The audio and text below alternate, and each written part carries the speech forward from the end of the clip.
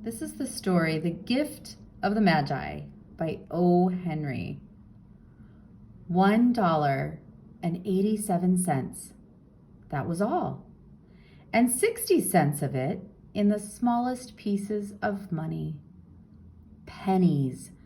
Pennies saved 1 and 2 at a time by negotiating with the men at the market who sold vegetables and meat. Negotiating until one's face burned with the silent knowledge of being poor.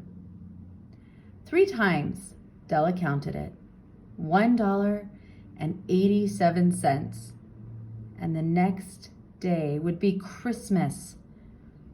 There was clearly nothing to do but sit down and cry. So Della cried, which led to the thought that life is made up of little cries and smiles, with more little cries than smiles.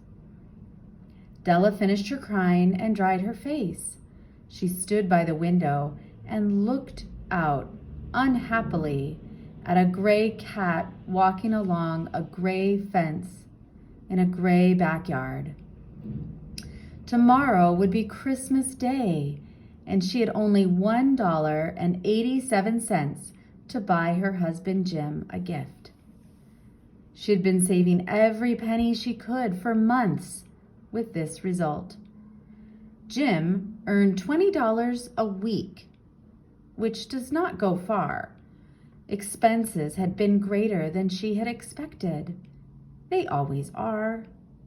Many a happy hour she had spent planning to buy something nice for him, something fine and rare, something close to being worthy of the honor of belonging to Jim. There was a tall glass mirror between the windows of the room. Suddenly, Della turned from the window and stood before the glass mirror and looked at herself. Her eyes were shining, but her face had lost its color within 20 seconds. Quickly, she pulled down her hair and let it fall to its full length. Now, Mr. and Mrs. James Dillingham Young had 2 possessions which they valued.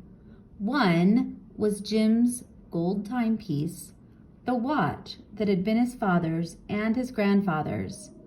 The other was Della's hair. Had the Queen of Sheba lived in their building, Della would have let her hair hang out the window to dry just to reduce the value of the Queen's jewels. So now Della's beautiful hair fell about her, shining like a brown waterfall. It reached below her knees and made itself almost like a covering for her. And then, quickly, she put it up again. She stood still while a few tears fell on the floor. She put on her coat and her old brown hat. With a quick motion and brightness still in her eyes, she danced out the door and down the street. Where she stopped, the sign read, "Madame Sofroni, hair goods of all kinds." Della ran up the steps to the shop, out of breath. Will you buy my hair?" asked Della. I buy hair," said Madame. "Take your hat off and let us have a look at it." Down came the beautiful brown waterfall of hair. $20, said Madame, lifting the hair with an experienced hand. "Give it to me quick," said Della. The next 2 hours went by as if they had wings. Della looked in all the stores to choose a gift for Jim. She found it at last. It surely had been made for Jim and no one else. It was a chain. Simple, round rings of silver. It was perfect for Jim's gold watch. As soon as she saw it, she knew that it must be for him. It was like him, quiet and with great value. She gave the shopkeeper $21, and she hurried home with the 87 cents that was left.